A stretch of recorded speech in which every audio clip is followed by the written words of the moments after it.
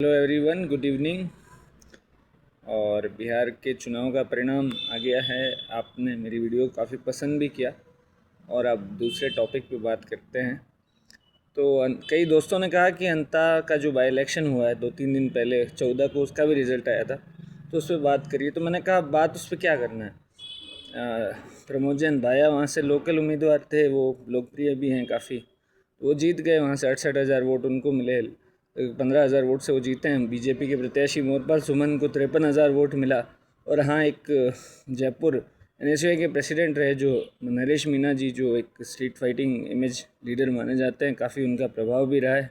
इस चुनाव में उनकी बहुत हाइप थी कि वो जीत भी सकते हैं, तो उनको भी 53,000 के करीब वोट मिला। शायद बीजेपी और उनके बीच में 500 या 600 वोट का फ़र्क रहा, वो तीसरे नंबर पर है। तो 53,000 वोट बीजेपी मिला और 53,000 वोट उनको भी मिला। तो मतलब काफ़ी उनका इस चुनाव में इम्पैक्ट रहा है। तो लेकिन 15,000 से प्रमोद जैन भाया जीते, क्योंकि लोकल उम्मीदवार है, एक अच्छी छवि के, और गायों की सेवा भी करते हैं, ऐसा कहा जा रहा है। उनकी पत्नी भी इस चुनाव में उनके साथ में प्रचार कर रही थी और काफ़ी बेहतरीन तरीके से वो जीत गए। तो यही इलेक्शन जो लोकतंत्र की खूबसूरती है, डेमोक्रेसी की, कि कोई भी कुछ भी स्थायी नहीं होता है। वो हर 5 साल में इलेक्शन इसीलिए होता है, या बाई इलेक्शन भी इसीलिए होता है कि जनता का मूड क्या है, जनता सरकार के साथ है या सरकार को पसंद करती है, उस नेता को पसंद करती है या नहीं करती।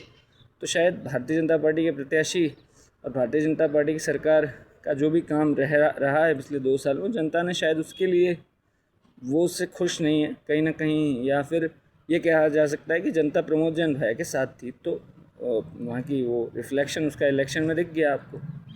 यही लोकतंत्र है कि कोई हमेशा के लिए तो वोट होता नहीं है, हर 5 साल में वोट होता ही इसीलिए। इलेक्टोरल पॉलिटिक्स, डेमोक्रेसी का यही मतलब है, और यही लोकतंत्र की सबसे अच्छी तस्वीर है जो आपको दिखती है बार बार। चुनाव इसलिए होता है कि आप अपना जो भी सोच है, विचार है, समर्थन है, वो आप किस तरफ हैं वो बताएं। आपकी आइडियोलॉजी जो भी हो, लेकिन आप क्या किसी के काम से संतुष्ट हैं, नहीं हैं, अगर हैं तो क्यों है, और नहीं है तो क्यों है, क्यों नहीं है, उसका एक एग्ज़ाम होता है, इम्तिहान होता है, जो कैंडिडेट होता है, जो प्रत्याशी होता है उसका। तो इसीलिए चुनाव होता है। तो बात करते हैं बिहार चुनाव की। आखिर 4 दिन बाद बिहार के इलेक्शन में बुरी तरह पिटने वाले प्रशांत किशोर जी की प्रेस कॉन्फ्रेंस आ गई है, और उन्होंने कहा कि सारी जिम्मेदारी मैं अपने ऊपर लेता हूं, मैंने चुनाव नहीं लड़ने का फ़ैसला किया। काफ़ी लोगों ने कहा कि आप राजनीति छोड़ देंगे। तो 2 दिन पहले पंकज कुमार, जो TV9 बिहार पे राग बिहारी करके एक प्रोग्राम आता है उनका, तो वो उसकी एक क्लिप मेरे पास आई। तो उसमें वो जनसुराज के प्रवक्ता कह रहे थे कि वो तो राजनीति कर ही नहीं रहे हैं, वो तो समाज नीति कर रहे हैं। तो नीतीश जी को 25 सीट आएगा तो राजनीति छोड़ेंगे। तो उस बात पे हंस पड़े। तो क्या भाई, जवाब दे दिया इन्होंने, अब मत पूछिएगा, पंकज कुमार जी ने कहा हंसते हुए। तो वो तो चलिए होता रहेगा। तो PK ने आज प्रेस कॉन्फ्रेंस की। उन्होंने कहा कि ठीक है, सब जो भी जनादेश दिया है सम्मान करते हैं उसका। और उसके बाद उन्होंने कहा कि 10,000 रुपये जो खाते में भेजे, उन्होंने एक आंकड़ा भी बताया कि इतना ये महंगा चुनाव था, इसमें 20,000 रुपया, करोड़ रुपया खर्च हुआ है, और ये और वो। उसके बाद जो बाकी के 2 लाख रुपये का वादा हुआ है, वो नीतीश कुमार जी से अगले 1 साल में दिलवाएंगे या नहीं, वो जो है एक प्रश्न चिन्ह है उस पर। और वो नहीं दिलवाएंगे तो हम आपकी मदद करेंगे, हम ग्राउंड पे रहेंगे। उन्होंने एक नंबर भी जारी किया, शायद अब 9 नंबर वो प्रेस कॉन्फ्रेंस में होगा, आप देख लीजिएगा। तो एक नंबर भी जारी किया उन्होंने कि भाई इस नंबर पे आप हमें फ़ोन कीजिए, अगर आपकी मदद नहीं हो रही है तो मुझे हमें बताइए। तो उन्होंने ग्राउंड पे रहने का फ़ैसला किया है अभी भी।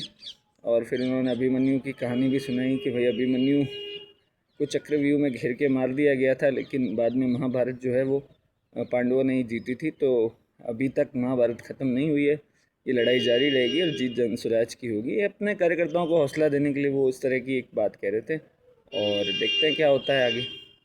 बट 2-4 दिन के बाद उन्होंने भी मंथन तो किया ही होगा, और थोड़ा सा वो एग्रेसिव कम नज़र आया, क्योंकि पूरे चुनाव में बहुत एग्रेशन उनका दिखाई दिया। वो लिख लिख के दे रहे थे कि इतना सीट आएगा, और नीतीश जी को 25 सीट भी नहीं आएगा। हालांकि ये भी एक कारण रहा है, प्रशांत किशोर ने इतना अटैक नीतीश कुमार पे किया कि वो बीमार हैं, वो ये नहीं है, वो नहीं है। अब तो आज भी उनको बोलना पड़ा कि वो तो स्वस्थ हैं, हमें उम्मीद करते हैं कि बिहार के लिए काम करेंगे। तो हो जाता है, ये सब चलता रहेगा। और